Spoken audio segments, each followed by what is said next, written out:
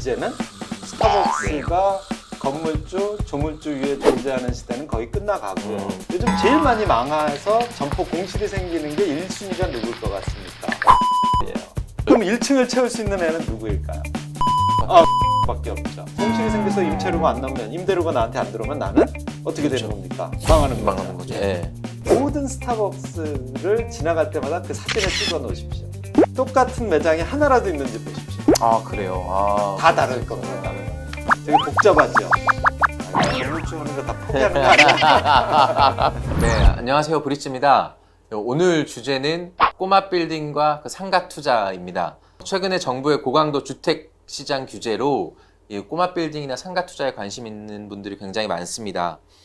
하지만 건물이나 상가만 보고 투자했다가 이 투자금이 묶이거나 손해를 보는 경우가 많습니다. 저희 브릿지가 얼마 전에 하정우씨 빌딩 그리고 헬리오시티 상가들을 둘러보면서 좀 말씀을 드렸었는데요. 중요한 건 내가 가진 이 건물이나 이 상가에 어떤 임차인, 즉 꾸준히 일을 하면서 망하지 않고 임대료를 꾸준히 내줄 수 있는 임차인, 핵심 임차인을 구하는 게 가장 중요할 것 같습니다. 그래서 오늘 이 상권 분석 전문가인 이 김영갑 교수님을 다시 한번 모셨습니다. 네, 교수님 안녕하세요. 네, 안녕하세요. 네. 이번에 교수님을 모시고 내 건물에 맞는 임차인, 그리고 내 건물에 어떤 임차인이 들어왔을 때 가장 경쟁력 있고 많은 임대료를 꾸준하게 내줄 수 있는지, 어떻게 하면 그런 임차인을 찾을 수 있는지 한번 좀 여쭤보도록 하겠습니다. 네.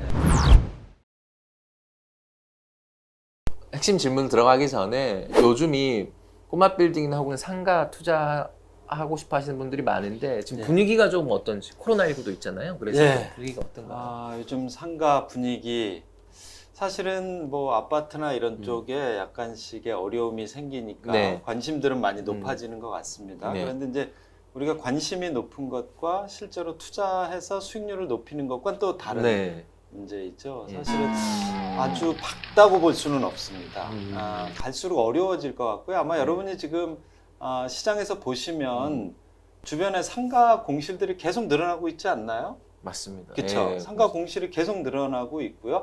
5년 이내에 우리나라의 아주 메인 상권에 있는 건물들도 1층의 공실률이 30% 이상 될 것이다 라고 예측하고 있습니다. 그럼 왜 그러냐? 이게 중요하겠죠. 상권이 오프라인 중심에서 온라인 중심으로 옮겨가고 있습니다. 그러니까 쉽게 얘기하면 사람들이 오프라인에서 구매하던 걸 온라인 구매로 자꾸 늘려가는 거죠. 그럼 사실 상가가 필요 없게 되잖아요. 맞습니다. 다 온라인에서 구매를 하게 되니까. 자, 그러면 그렇게 되면 공실이 많이 생기면 나쁜 것이냐? 사실 또 그렇게만 볼 수는 없어요. 왜냐하면 이건 뭐냐면 상가 간의 양극화가 심해질 겁니다.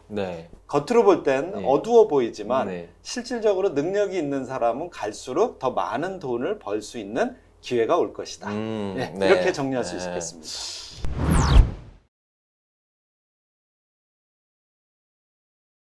상가를 투자를 한다는 건 거기서 많은 돈이 나와야 되는 거잖아요. 그 많은 돈이 이제 임대료가 되겠죠.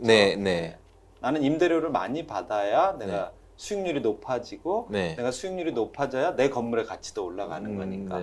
그러면 지금 말씀하신 것처럼 누가 임차인으로 들어오느냐가 내 건물 투자에 사활이 걸려있는 문제인 겁니다.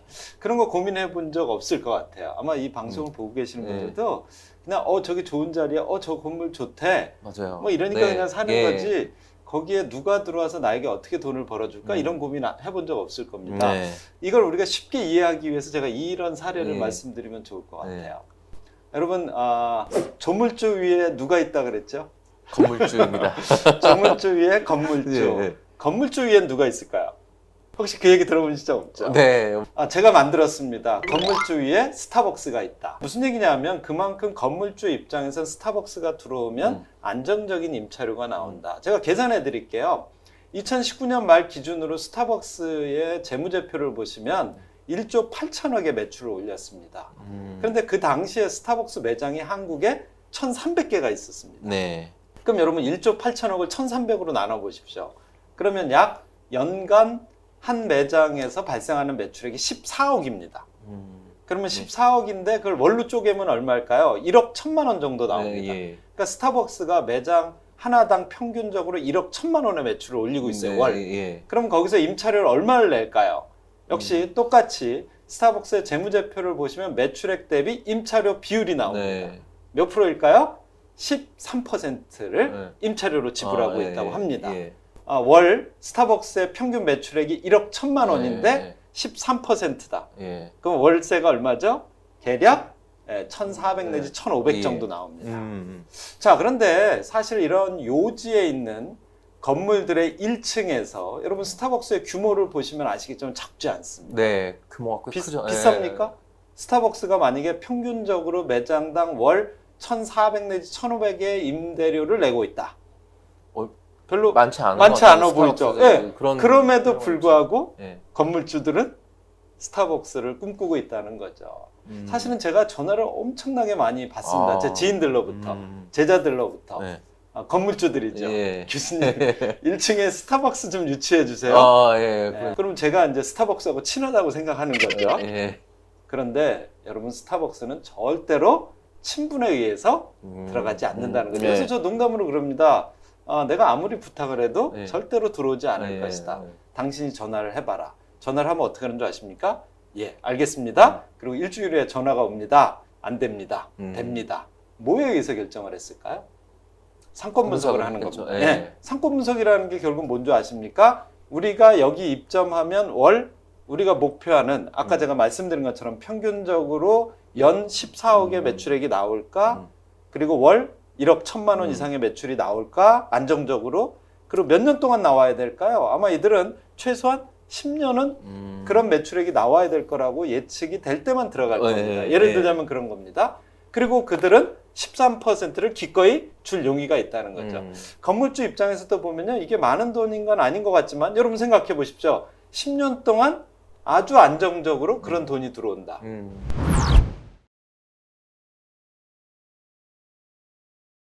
그럼 이 건물의 가치는 어떻게 될까요?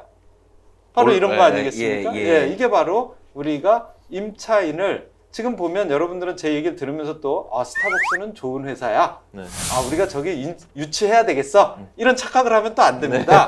이건 사례이고 이제 스타벅스는 더 이상 생길 자리가 없습니다. 서울 보면은 많이 여러분 있죠. 보시다시피 지금 약 1,400개 아마 여러분이 이 방송을 보고 계시는 이 순간엔 이미 거의 1,400개를 넘어서고 있을지도 모르겠습니다. 네. 대한민국에서 앞으로 스타벅스가 몇 개나 더 생길 수 있을까요? 아마 이제는 스타벅스가 건물주, 조물주 위에 존재하는 시대는 거의 끝나가고요. 자, 그러면 우리는 새로운 스타벅스를 찾아내야 됩니다. 그쵸. 이게 이제 궁금해요. 건물주들이 앞으로 궁금하겠죠.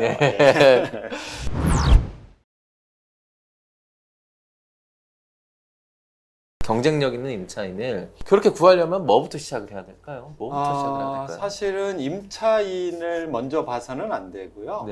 내가 이 건물을 산다 그러면 이 건물에 어떤 업종과 업태의 사업자가 들어와야 될까를 볼 수 있어야 되겠죠. 그게 기본. 이게 먼저 돼야 됩니다. 보통 우리나라의 상가들의 입주해 있는 점포를 크게 나누어 보면 세 가지로 분류할 수 있습니다. 첫 번째가 외식업입니다. 음식업이 되겠죠. 두 번째가 서비스업입니다. 뭐 여러분들 머리도 깎으시고 뭐 스포츠 센터도 가시 이게 다 서비스업이죠. 학원, 병원. 학원, 병원도 서비스업 대표적인 서비스업이죠. 그다음에 이제 마지막이 유통업일 겁니다. 보통은 소매업. 뭐 대표적인 게 편의점 있고요. 요즘 뭐 마트도 있고 화장품 가게. 화장품 가게도 있고 옷 가게도 있고 상당히 많을 겁니다. 자, 만약에 우리 여러분이 여러분의 건물에 임대인이 임차인을 구한다고 하면 이 세 개로 먼저 접근해 봅시다. 식당을 주실래요? 서비스업을 주실래요? 아니면 유통업, 소매업을 주실래요? 자, 이건 뭐냐면 어떤 게 가장 돈을 많이 남길 수 있느냐인 거죠. 그리고 망하지 않고 오래 갈 것인가. 자, 우리 기자님은 어떻게 생각하세요? 이 셋 중에. 그러니까 1층이라면 다 다르겠죠. 다 다르겠어요. 맞아요. 지금 하시려는 말씀이 그 어디에 따라 다르고 1층이냐 2층이냐 3층이냐에 따라 다 맞아요. 다 다르죠. 하지만 우리가 개념적인 건 먼저 짚고 넘어가야 됩니다. 즉 뭐냐면 누가 돈을 가장 많이 벌고 앞으로도 안정적으로 벌 수 있을 가능성이 있으냐. 우리 하나씩 점검해 봅시다. 소매업 어떻게 생각하세요? 소매업이 요즘 제일 어려울 거리요. 여러분이 제가 상권 분석을 매일 하니까 상가들 요즘 제일 많이 망해서 점포 공실이 생기는 게 1순위가 누굴 것 같습니까? 소매업이에요. 왜 그럴까요? 소매업은 오프라인 중심입니다. 맞습니다. 그렇죠. 소비자가 와서 사줘야 되는데 얘를 이제 올 필요가 없습니다. 어디서 사죠? 온라인으로 네, 사죠. 온라인 쇼핑몰로 다 넘어가고 있습니다. 그래서 지금 소매업이 급격히 망해가고 있고요. 예. 아마 여러분 건물 가지고 계신 분들도요. 지금 우리 건물 안에서 가장 실적이 안 좋고 또 공실이 많이 생기고 있는 아이들이 대부분 소매업종일 겁니다. 네. 자, 그 다음에 음식업하고 그러면은 뭐만 서비스. 남았죠? 서비스업만 서비스. 남았습니다. 근데 여러분이 또 가만히 보십시오. 음식업이 위치할 수 있는 층이 있고 예. 서비스업이 위치할 수 있는 층이 있습니다. 네. 서비스업은 대부분 또 위층에 존재하고 있습니다. 그렇죠. 그렇죠. 뭐 3층, 4층 뭐 이런 그럼 1층을 채울 수 있는 애는 누구일까요? 음식점밖에 안 남아요. 음식점밖에 없죠. 제가 이제 상권분석 전문가로서 약 10년 전에 네. 일본이나 유럽이나 미주 이런 지역을 분석을 한번 해봤습니다. 네. 제가 깜짝 놀랐습니다. 일본이나 유럽의 백화점을 갔는데요. 1층에 식당이 있는 네. 겁니다. 그 당시에 대한민국에서는 1층에 백화점에 식당? 꿈도 꿀 수 없었던 시절이었죠. 그렇죠. 백화점 1층에 식당이 있다는 게 상상이 되십니까? 보통 명품 그렇죠. 명품관이 명품관 있죠? 네. 화장품 있죠? 예. 네. 이게 왜 그런 겁니까? 이런 유통업이 가장 수익률이 높고 돈을 많이 벌었으니까 걔네들을 넣어요. 또 소비자도 걔네들 때문에 백화점을 오는 거잖아요. 네. 그걸 사기 그렇죠, 위해서. 그렇죠. 네. 그리고 식당은 사실은 그냥 지하에 조그만 푸드코트 정도 있었어요. 그렇습니다. 예. 그렇지 않았어요? 예. 네. 그리고 밥 먹으려면 그냥 지하 가서 간단히 먹고 네. 즉 쇼핑하러 왔다 밥 먹는 구조였죠. 근데 제가 일본이나 유럽을 갔더니 그게 아니더라는 얘기죠. 밥 먹으러 왔다 쇼핑하는 구조로 바뀌고 있다는 걸 발견했습니다. 왜 그런 거죠? 바로 외식업의 미래를 그때 제가 본 겁니다. 자, 이와 같이 우리가 외식업으로 내 임차인을 구할지, 서비스업으로 구할지, 소매업으로 구할지 이걸 판단할 수 있어야 그 다음에 임차인이 누구가 좋을지를 판단할 수 있겠죠. 예. 뭐 이런 개념을 아셔야 됩니다. 건물주 될 자격이 되려면 이 지역에 예를 들면 내 건물로부터 반경 1km 안에 소비자들이 소비하는 금액을 산출해낼 수 있어야 됩니다. 가능하지 않을까요?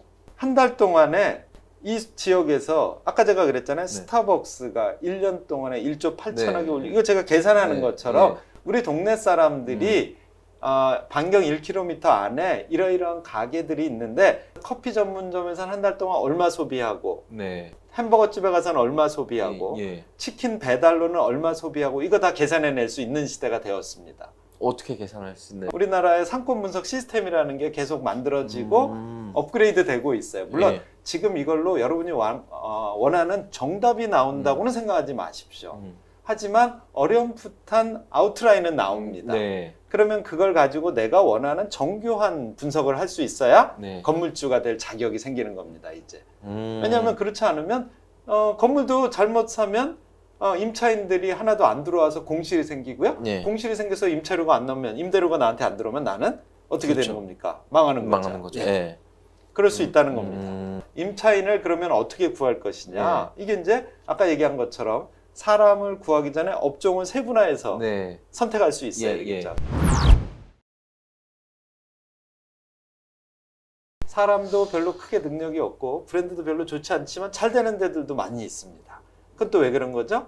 마케팅 능력이 있는 거죠. 그러면 이거는 임차인을 선택하는 그 이전에 우리가 분석해야 될 내용들이 상당히 많다는 얘기죠.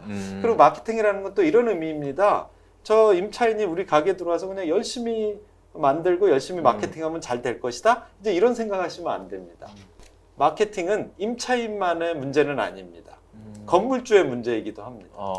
마케팅의 시작이 뭐일 것 같습니까? 건물을 가정한다면 간판일 수도 있고 또 간판을 포함한 큰 틀에서 우리가 이걸 파사드라고 합니다. 그러니까 쉽게 얘기하면 익스테리어죠. 우리 가게에 치킨집이 들어왔는데 치킨집스러운 익스테리어. 우리 가게에 만약에 동물병원이 들어왔는데 동물병원스러운 익스테리어, 파사드. 어떨까요? 아니면 완전 생뚱맞은 분위기. 고객은 어디로 더 오고 싶을까요? 맞는 데로 그렇죠. 찾아가겠죠, 그 점포 분위기가. 특징에 맞는 분위기, 네. 느낌. 그래서 역시 이것도 참고로 말씀드리면 자꾸 이거 스타벅스를 사례 네. 들어서 미안하긴 한데 스타벅스가 건물을 얻을 때 물론 이건 모두 지켜지는 건 아닙니다. 네. 하지만 해외에서부터 스타벅스의 겉모양을 잘 보시면요. 익스테리어가 파사드가 전부 다릅니다. 혹시 그거 느낀 적 있으세요? 국내에서도 사실은 스타벅스 매장별로 여러분 오늘 제 이제 네. 이야기를 들었으니까 모든 스타벅스를 지나갈 때마다 그 사진을 찍어 놓으십시오. 그리고 갖다 놓고 똑같은 매장에 하나라도 있는지 보십시오. 아 그래요? 아, 다 다를 그럴 겁니다. 안 해봤네요. 왜 다른 줄 아십니까? 하나 딱 같은 거 한 가지는 있습니다. 로고. 네. 로고만 같고요. 익스테리어 파사드는 다 다를 겁니다. 왜 다르냐? 그 건물에 최적화시키는 노력을 하는 거죠. 자, 그러면 이건 능력 있는 임차인은 자신이 그렇게 만듭니다. 근데 임차인이 능력이 없으면 건물주는 네 맘대로 익스테리어 하고 이거 놔둘까요? 네. 물론 이걸 참견할 수는 없겠지만 가능하면 내가 내 건물에 맞게 서로 조율을 해줘서 내 건물을 그렇게 바꿔줄 수도 있고요. 아니면 임차인이 크게 문제가 없다면 내 건물에 맞도록 하는 거를 조언 내지는 권유할 수도 있겠죠. 왜? 이게 모두가 같이 사는 길입니다. 되게 복잡하죠. 야, 이거 건물주 하는 거 다 포기하는 거 아니야?